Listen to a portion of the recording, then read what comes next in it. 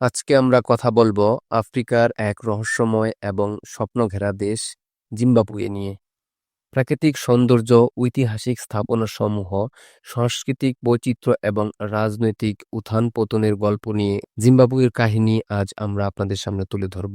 একসময় সোনার দেশ হিসেবে পরিচিত হলেও জিম্বাবুয়ে এক কঠিন সময়ের মধ্য দিয়ে যাচ্ছে। চলুন জিম্বাবুয়ের সেই যাত্রার গল্প শুরু করি। জিম্বাবুয়ে দক্ষিণ আফ্রিকার একটি স্থলবেষ্টিত দেশ। এর উত্তরে জাম্বিয়া, পূর্বে মোজাম্বিকে, দক্ষিণে দক্ষিণ আফ্রিকা এবং পশ্চিমে বোতসোয়ানার সঙ্গে সীমানা রয়েছে। এর মোট আয়তন প্রায় 3,80,000 বর্গ কিলোমিটার। দেশের প্রকৃতি বৈচিত্র্যময়।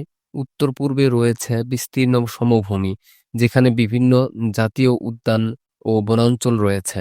দক্ষিণ পশ্চিমে পাহাড়ি অঞ্চল এবং লোহিত গ্রানাইটের বিশাল পাথরের স্তূপ চোখে পড়ে। জিম্বাবুয়ের সবচেয়ে বিখ্যাত প্রাকৃতিক স্থান হল ভিক্টোরিয়া জলপ্রপাত, বিশ্বের অন্যতম বৃহৎ জলপ্রপাত। এটি জাম্বিয়া ও জিম্বাবুয়ের সীমান্তে অবস্থিত এবং একটি অসাধারণ দর্শনীয় স্থান। এখানে বছরে লক্ষ লক্ষ পর্যটক আগমন করে, যারা পানির গর্জন, বৃষ্টির ঝড় এবং চারপাশে সবুজ বনভূমির সৌন্দর্যে মুগ্ধ হয়। এছাড়া লেক কারিবা, ওয়াঙ্গে জাতীয় উদ্যান এবং মেটাবো জাতীয় উদ্যান পর্যটকদের কাছে অত্যন্ত জনপ্রিয়।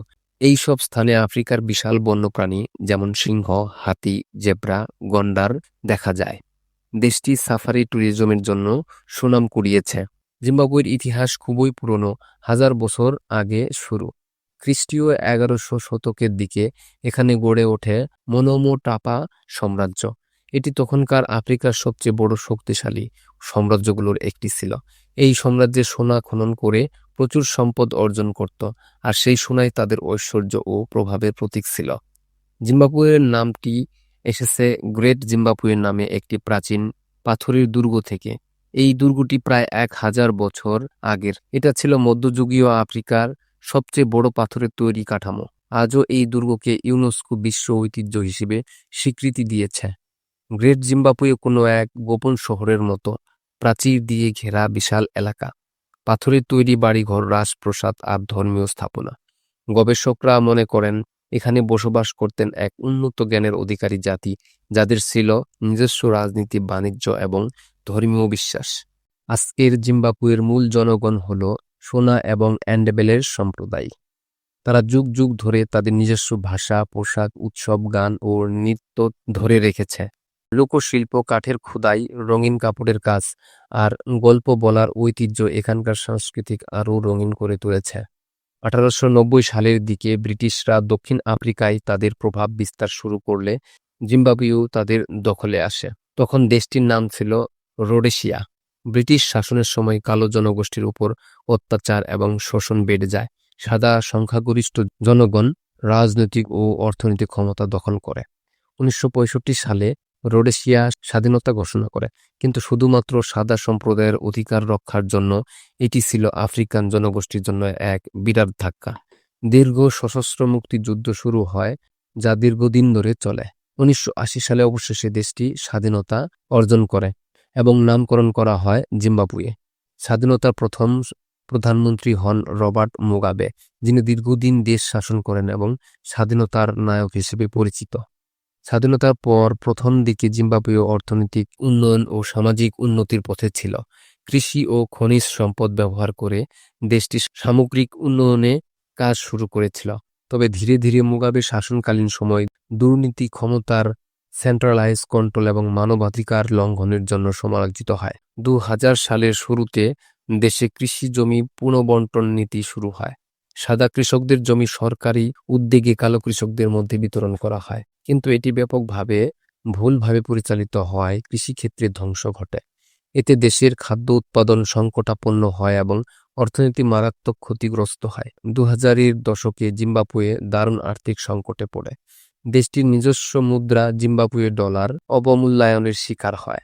2008 সালের দিকে মুদ্রাস্ফীতি এমন পর্যায়ে পৌঁছে যায় যে 1 বিলিয়ন শতাংশের বেশিও হয়ে যায়, যা বিশ্বের ইতিহাসে সর্বোচ্চ। মানুষের জীবনযাত্রা দুর্বিষহ হয়ে পড়ে।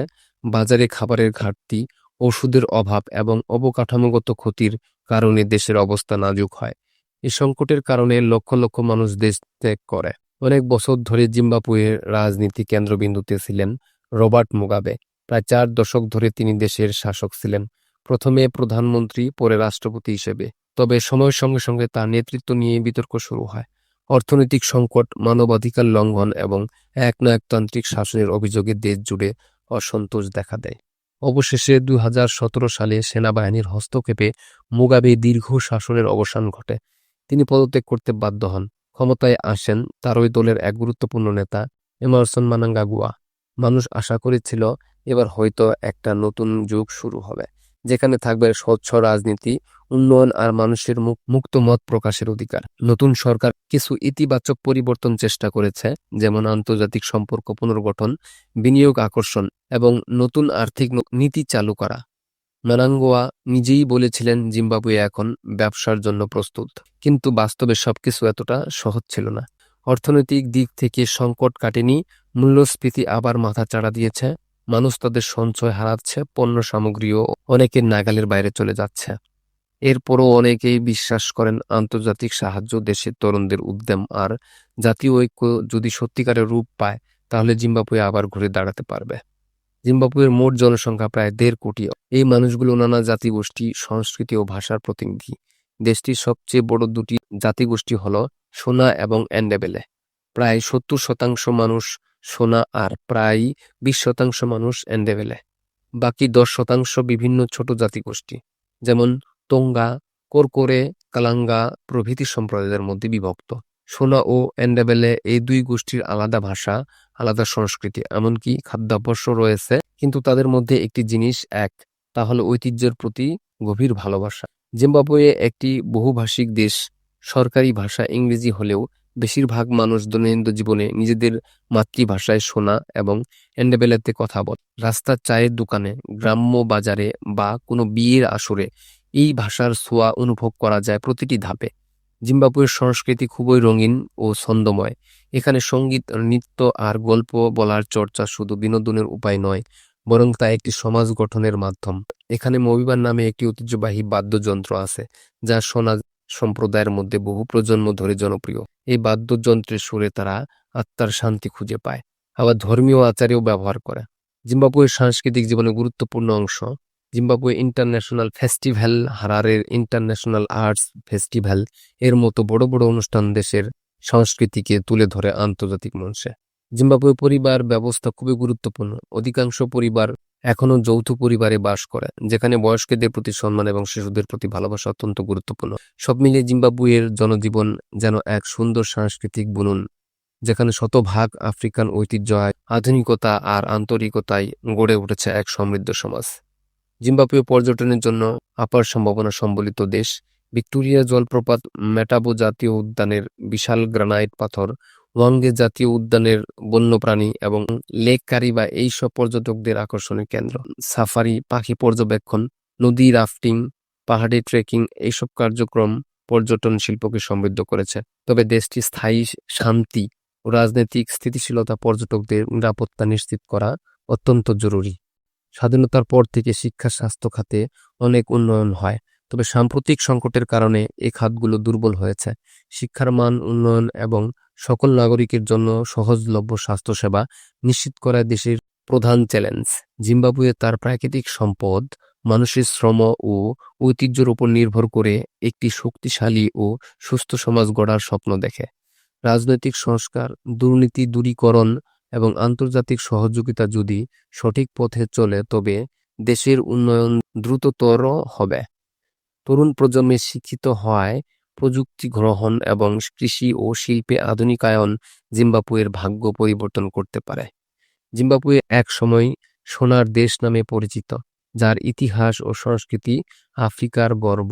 দীর্ঘ সংকটের মধ্যেও মানুষের দৃঢ়তা ও সাহস এদেশের ভবিষ্যৎকে উজ্জ্বল করে তুলেছে। আমরা আশা করি একদিন জিম্বাবুয়ে আবার শান্তি, সমৃদ্ধি, স্বপ্নের দেশে পরিণত হবে। এই ভিডিও যদি আপনাদের ভালো লেগে থাকে তাহলে লাইক, শেয়ার এবং সাবস্ক্রাইব করতে ভুলবেন না। ধন্যবাদ সবাইকে।